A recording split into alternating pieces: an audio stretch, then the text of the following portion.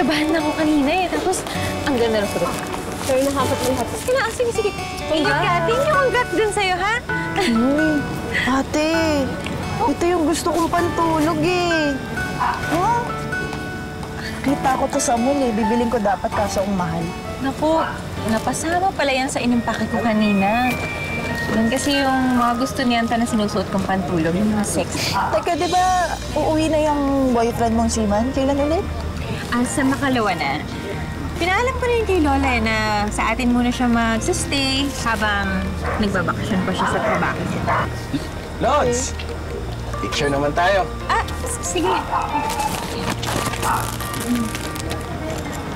Oh, yung medyo malayo naman. Alalay mo to, di ba? Picture mo kami, dali. Hindi. Kapatid ko yan.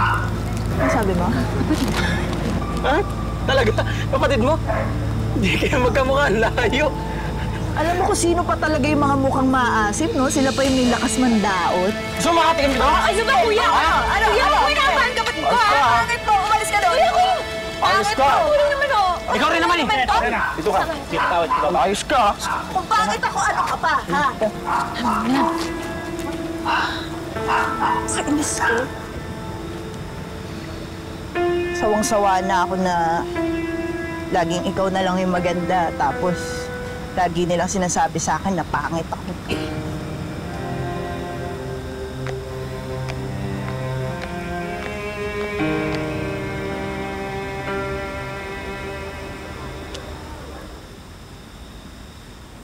Oh, Pak! Sino ka dyan? Sexy. Sino ka dyan? Grace, Ate, di ba pantulog ko yan? o, di ba bagay sa akin? Bagay talaga sa akin color red, no? Ang sexy ko kaya, o. Arbor to, ah. Grace, di ba sinabi ko naman sa'yo na yan susutin ko pagdating ni Anton? O sige na, hindi ko nahihinto. Hiramin ko na lang. O, ang damot mo, ate. Hiram lang, ah. Susuli ko rin naman, eh. O sige, maliligo muna ako, ha? Okay.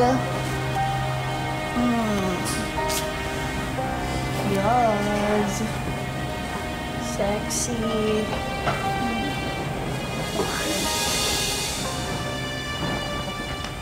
Sino to? Di ka na rin makapaghintay, ha? Sinot mo na talaga. Sino ba to? Ay, sorry. Akala ko si Bel. Suot mo kasi yung pantulog niya. Yan kasi yung suot niya nang huli kami nag-video call.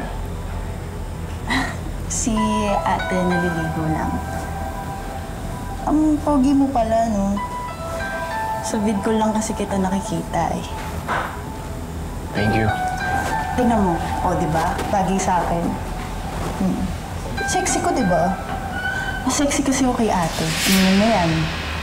O, di ba? Oo. Mas bagay mo. Tinga. Oo. Totoo? Talaga? Mahal, nandito ka na pala.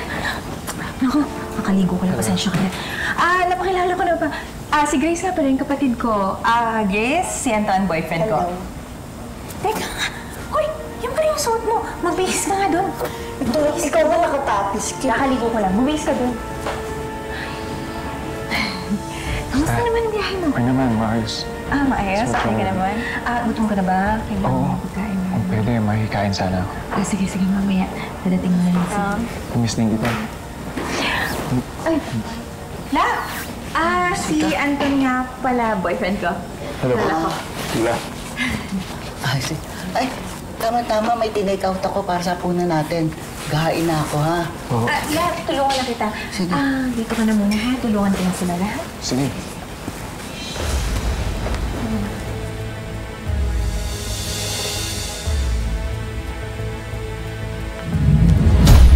Ay, andun na pa. Sandali. Len! Ay, Ben, pinapabigay pala ni Ate Erika. Ito na ba yun? Susuotin mo daw para sa photoshoot niya sa Maynila. Thank you. Sige. Sige. Sa Maynila? Hola. May racket ako sa Maynila. Medyo malaki din kasing kikitain, eh. Para naman makapagtabi ako ng konti para makapag-aral ng college degrees. Thank you, Ate. Wala yun. Pasensya ka na, babe, ha? Hindi kita masasamahan sa Maynila. May kailangan kasi yung asikasuhin dito. para sa susunod kong sampa sa barko. Okay lang yun. Hmm? Alam mo, Bel, nakakainis ka. Hindi ka pa naka-makeup niyan, pero ang ganda-ganda mo pa rin. Nung nagsabog ang Diyos ng kagandahan, sinalo mong lahat. Hindi ka na nagtira para sa iba. Lakas din ang loob na ito mandaot eh. Alalay ka lang naman ng manager ng ate ko, di ba? Ha? Hindi naman ako nang aasar ah. Makakatikim yan. Paalisin mo, ate. Len, please ka na. Kapal ng mukha. Pangit ako, la. Grace, ano ba? Bakit ba ganyan ka lagi mag-isip? Ate, naririndi na kasi ako. Rinding-rindi na ako sa mga taong mapanlait, pati laging kinukumpara sa'yo. Grace. Hindi ka dapat naiinggit at nakikipagkompetensya sa ate mo. May sarili kang ganda, talino eh. Alam mo kailangan mo? Maniwala ka sa sarili mo. At huwag mong iintindihin yung mga sinasabi ng kung sino-sino dyan. Lola, hindi mo po mararamdaman kung ano yung nararamdaman ko. Kasi hindi naman kayo kinukutsa ng mga tao at laging pinapahiya.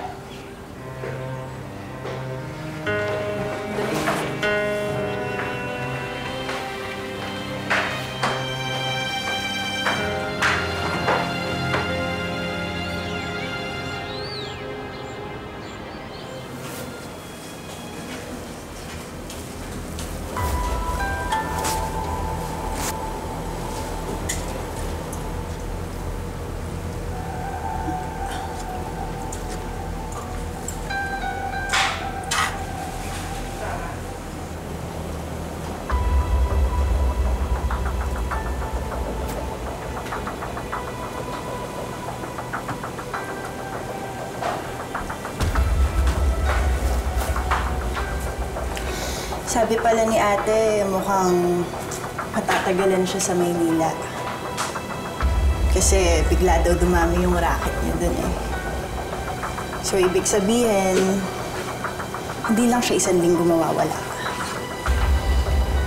Oo nga eh. Malulungkot ka ba na matagal siya mawawala? Nandito naman ako. Mas sexy ako kay ate. Mas masarap magluto. Tsaka...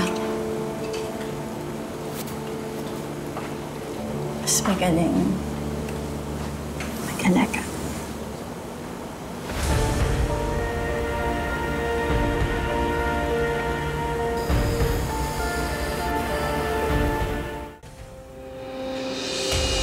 Sarap?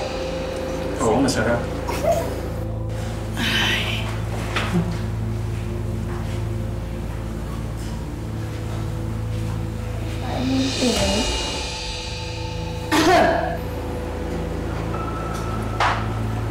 Lola! Andiyan na pala kayo. Ako na po magbibigay. Bakit sinusubuan mo si Anton? Mali yun ah. Kasalanan yung ginagawa mo. Nilobby yun ng kapatid mo eh. Ate mo nasa Maynila. Nagtatrabaho para papag-aralin ka tapos yun ang igaganti mo sa kanya. Lola, alam niyo talagang malabo na yung mata niyo. Pinapatikim ko lang kay Anton yung niluto ko. Binibigyan niyo naman agad ng mali siya. Eh sana mali nga yung nakikita ko at saka yung kutob ko. Halika na. Kumain na tayo.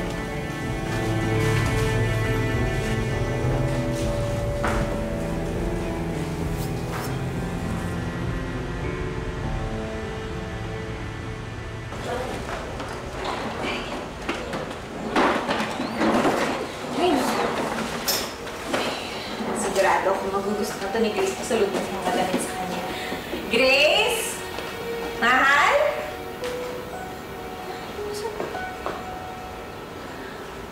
Grace? Mahal? Okay. Akipili ang kulit naman. Nakikilit niya ako dyan.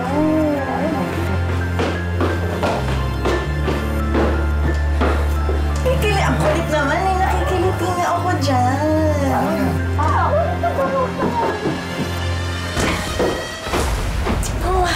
Hayop kayo! Ang kapal ang mukha mo! Magbabay ninyo ka talaga! Nakakadali ka! Magkapatid na ako mo! Arka, tumigil ka! Ate, ano ba? Nasabi ka dito! Lumayas ka! Sabi ko sa'yo, lumayas ka! Ate! Lumayas ka! Ang kapal na mukha mo! Ate! Halika dito! Dito! Lumayas ka! Ano ba, ate? Layas ka! Layas ka! Layas ka! Ang kapal na mukha niya! Layas pa! Sinabi na tama na! Ngayon ko lang naramdaman na may nagmamahal sa akin. Naramdaman na sinasabing maganda ako. Kaya pwede ba? Ate, huwag ka nang umasa na babalikan ka pa ni Anton dahil ako na yung mahal niya. Total, buong buhay mo. Lagi kang pinupuri. Lagi kang maganda. Kaya ngayon, ito yung oras ko para makaganti sa'yo. Sa'yo na yung ganda mo, pero sa akin si Anton. Hating kapatid, di ba? Huwag kang mag-alala. Dahil sa'yo na yung manluloko na yan. Pwede ba huwag kang bitter? Tanggapin mo. Tanggapin mo na natalo kita. Tama na! Pwede ba? Pag-usapan na natin to sa loob. Pumasok na kayong dalawa. Lola, hindi na po. Aalis na lang kami ni Anton.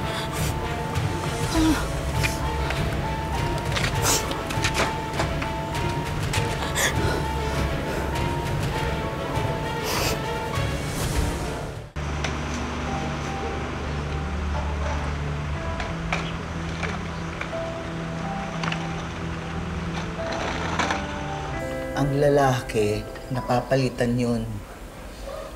Maraming lalaki. Pero ang kapatid mo, nag-iisa lang yun eh. Alam ko, mahirap magpatawad ngayon dahil sariwa pa yung sugat na iniwan niya sa'yo. Pero umaasa ako. Magkakais pa rin kayong dalawa. Naiintindihan ko naman yun, La. Pero paano kami magkakaayos? Hindi natin alam kung nasan siya. Kahit naman galit ako sa kanya sa ginawa niya. Sana nasa maayos pa rin siyang kalagayan. Dahil kung nagawa sa akin ni Anton na lokohin ako, kayang-kaya niya rin gawin ulitin yun kay Grace.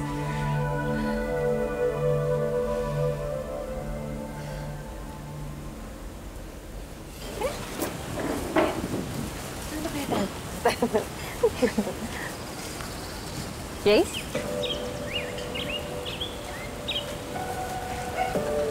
Kamusta ka na? Sobrang nag-aalala kami ni Lola sa'yo Ang tagal ka namin hinanap. Okay lang ako. Ikaw, kamusta ka na? Naka-move on ka na ba sa ex mong magiging ama ng anak ko? Buntis ka? Oo. At tumigil na rin pala si Anton sa pagiging seaman niya. Dahil nag-full-time na siya sa pagmamahal niya sa akin. Alam mo, hindi ko na iniisip yan. Dahil ang mahalaga, alam namin na nasa maayos kang kalagayan. Wow! Bakit naka-move on ka na kay Anton? Sabagay, ganyan ka naman eh, di ba? Parang dumadaan lang sa'yo yung mga lalaki. Anong pabilis? O bakit? Seryoso ko nang nag-aalala sa'yo. At pwede ba? Hindi sa lalaki umiikot ang mundo ko. So ano sinasabi mo? Ha? Sa lalaki umiikot mundo ko? Ha? Ano ba? Grace, tama na! Ano ba? Ba't di mo kinagandahan, ha? Hindi kita papatulan! Patulan mo Hindi ko! kita papatulan! Buntis ka! Tumigil ka na! Bakit gusto mo pakita sa mga tao na hindi kita kaya? Nilaban ka na talaga ng galit at inggit mo? Kahit wala naman akong ginagawang masama sa'yo. Sana lang hindi ka karmahin sa pinaggagawa mo. Teka na.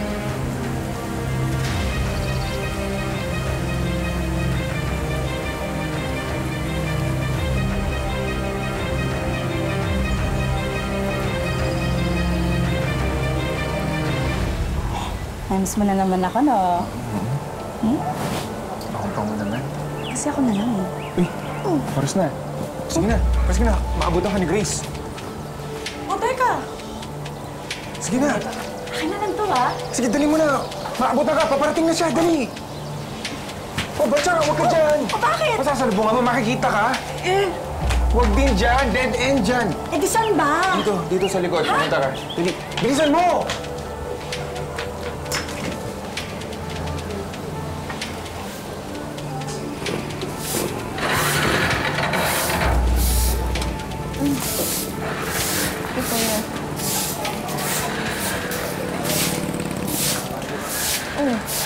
Love, bakit naman pawis na pawis ka? Oo, nagwawalis kasi ako dito sa labas, tsaka papasok ko yung mga nakasampay sa loob.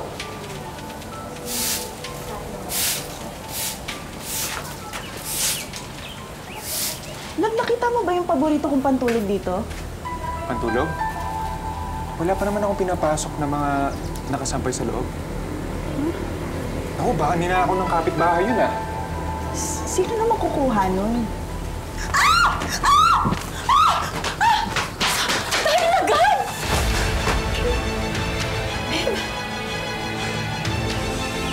Babe? Ano sabi mo, babe? Tsaka bakit hawak mo yung pantulog ko, ha? Kabit ka na nga! Magnanakaw ka pa! Ay, sige na sa akin, ha? Ayaw ka ba? Ano ba? Tama na! Ay! Magsanay ka!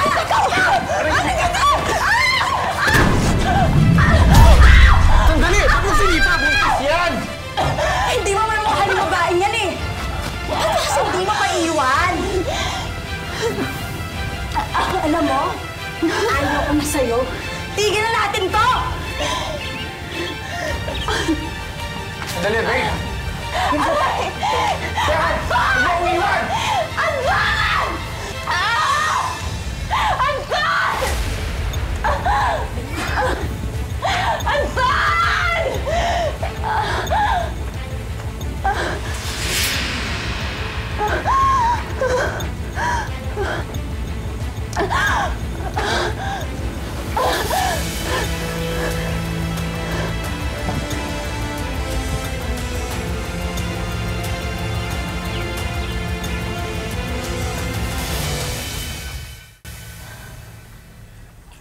Nurse, ano pong nangyari sa akin? Tsaka yung anak ko, kamusta po yung anak ko? Hintayin na lang po natin si Doc. Pero wag po kayo mag-alala. Hindi naman po critical ang lagay niya. Stable po si baby. Salamat.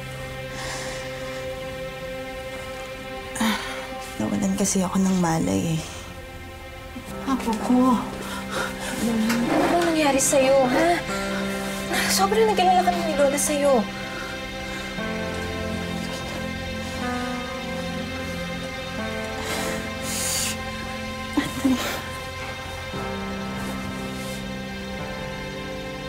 Sorry, ate. Lola, sorry kung ang tagal ko hindi nagparamdam. Mabawi ako sa inyo ni ate, okay? Sorry sa lahat ng nagawa ko sa'yo. Sa kabila na lahat ng kasalanan ko, tinulungan niyo pa rin ako. Sorry. Kalimutan na natin yung mga nangyari. Ang mahalaga, ligtas ka at ang pamangkin ko. Hihiya ako sa lahat ng nagawa ko sa'yo. Patawad mo ako.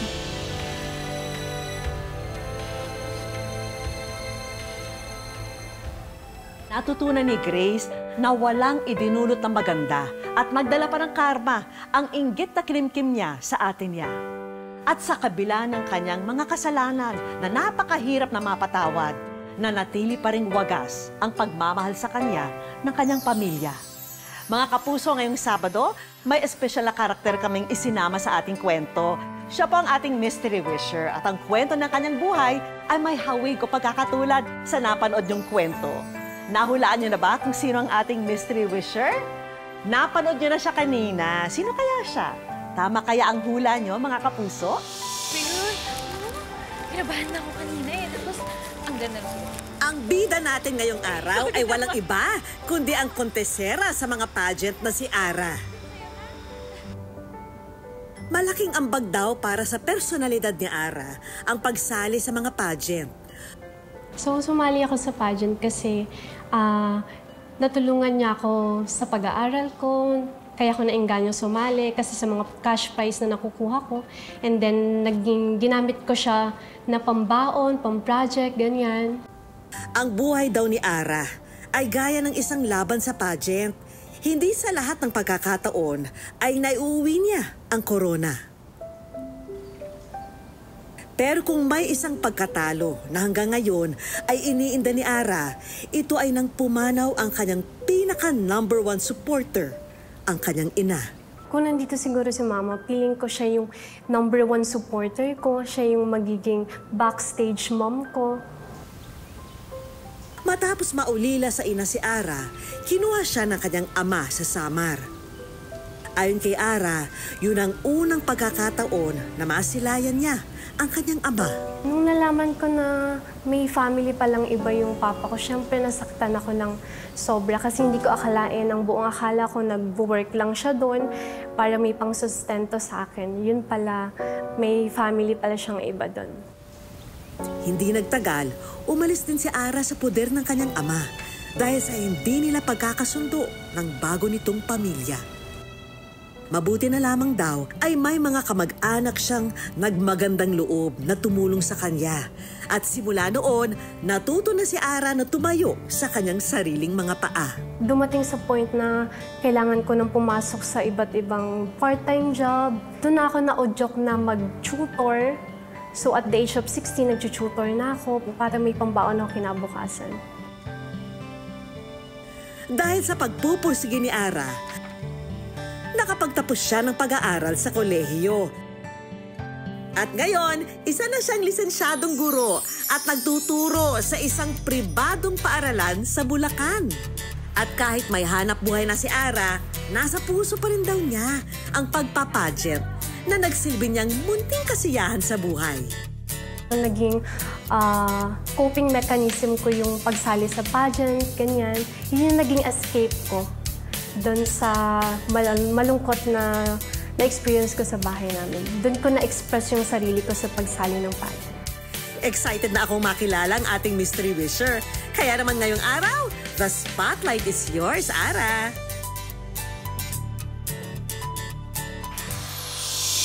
Hi, Ara! Welcome sa Wish Ko Lang. Naku, gustong-gusto kita i-meet.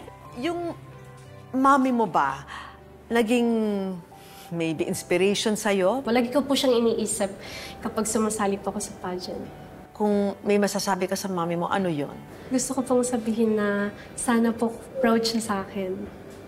Tsaka sana po ginagabayan niya pa rin po ako hanggang ngayon. Ara, meron kaming mga hinandang sorpresa para sa'yo. Thank you po, Inanda. Para sa'yo lahat ang mga regalong yan, Ara.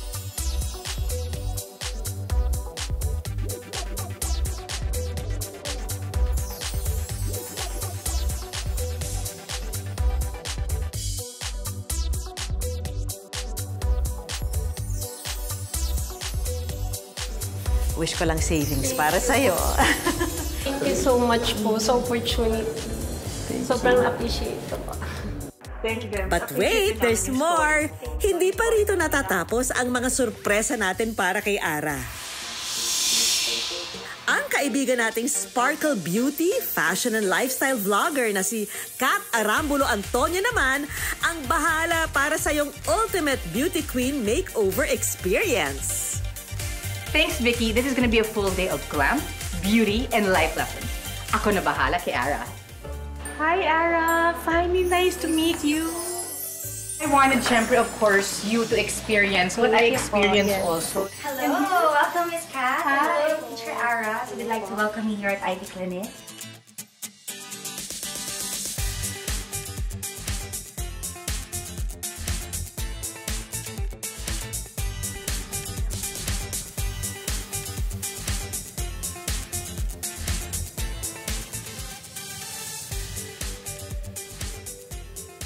Next, meron tayong outfit.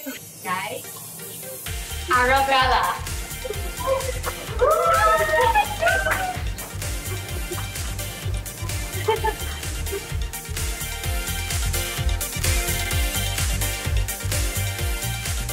Ganda mo, girl!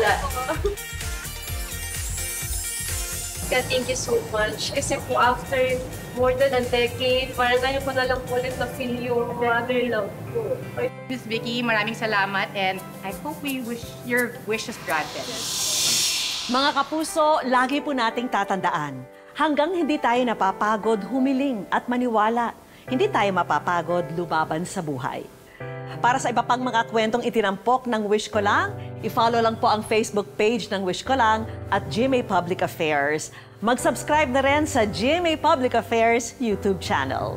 At sa mga gustong matupad ang kanilang mga hiling, ipadala lamang po ang inyong wish at kwento sa amin. Ako po si Vicky Morales at ito po ang Wish Ko Lang.